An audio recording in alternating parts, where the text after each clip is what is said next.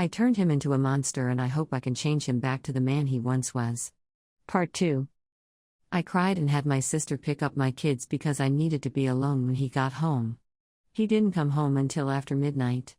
I met him by the door and gasped because he had a black eye, his shirt had bodily fluid stains and his fists were bruised. I asked if he was okay, but he shoved me and told me that the stains weren't his before entering the bathroom and slamming the door closed. I sat by the stairs, waiting for him to come out, and when he did, he sneered at me and went to the living room. Again I tried to talk to him, but I wanted to know who he fought with, but he ignored me at first. Eventually he looked at me and said, "Who do you think I had a fight with?" I turned white and he resumed watching TV. I went to the bowling alley the following day and asked around. Somehow my husband found out who the guy was and they fought. Fights in the alley are almost a daily thing in our town. It's to the point unless someone is seriously injured the sheriff won't bother showing up. For the next week, he kicked me out of our room and had me sleep on the sofa. I tried twice to sneak back onto the bed. The first time he yelled at me to get out and the second time he shoved me off the bed. I just looked at him when I got off the floor and no words were said, but I went back to the sofa and cried. On the day of my abortion appointment, he told me that I'd better get it done and I nodded. I was scared to do it alone and he looked at me with such hate when I asked him to come with me and then told me to go F myself. When I got back from the procedure, there were pods outside the garage and my husband and his friends were unloading the garage into them. I asked what was going on and he told me that it was none of my business. His friends looked at him in shock and I went inside. A few hours later there was a lot of hammering and I went to go look at what was going on, and he was turning the garage into an apartment. I tried to apologize and talk to him, but he ignored me. Then one day, I blew up apologizing for everything and that just angered him. He then told me that he was not going to waste any energy on me. He told me that if he had it his way, he would divorce me, but according to the many lawyers he spoke to, after alimony and child support, he can't afford to live on his own. So he was stuck with me. The first month was awkward because it's hard to explain to the kids what was happening. I tried to invite him over to eat, but he ignored me. He would come home, check on the kids, ignore me and go into his garage apartment. The second month I begged him to go to counseling and he went. But remained quiet only to yell at me about cheating on him, and I had no excuse. Then came the gut punch.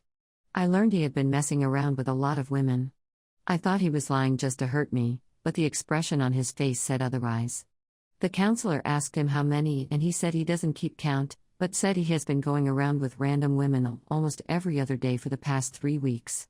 He needed to feel like a man and feel wanted. He has been using websites and apps, and when the counselor told him that 2 wrongs don't make a right, he fired back by telling her that it wasn't 2 wrongs. I was the one who cheated, broke our vows, lied, got pregnant, and tried to hide it. He's just trying to adapt to his new situation where we pretend to be the happy couple when we're outside, but are just roommates when we get home. It hurt me, but to me I saw this as a way to still win him back. The following month he began to talk to various women in front of me, and this time I had enough, and I told him that I wanted a divorce and he laughed at me. Told me to go right ahead, but he would make sure everyone knows what happened. He will scream it from the hills, post it on our family's Facebook page, and place it in our annual holiday newsletter to all of our friends and family. That quickly shut me up and he told me to leave, but I didn't want to. We argued and argued. It felt good to get some sort of emotion from him, and somehow we ended up doing the dirty that lasted for hours. When we were done I was happy. I thought we were healing, but he told me to get out, that my usefulness outstayed my welcome. I couldn't believe he said that to me, but I left. For the past few months now it's been that way. Every once in a while we will be intimate and he will kick me out as soon as he is finished. He will still go out and I know he's still doing it with different women. However, we have been talking more. Especially during counseling, but we're not healing. During one of our sessions, he told the counselor that something is broken in him. When he looks at me, he feels like he wasted years of his life and is now going through the motion.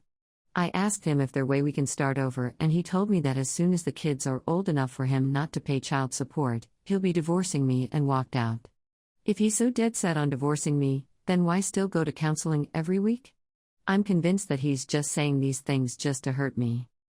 The other day was our anniversary and our family threw us a party. He played the part of a happy husband and I hated myself for what I did to him. Miss the way our marriage used to be. The way he held my hand and kissed my cheek during the party.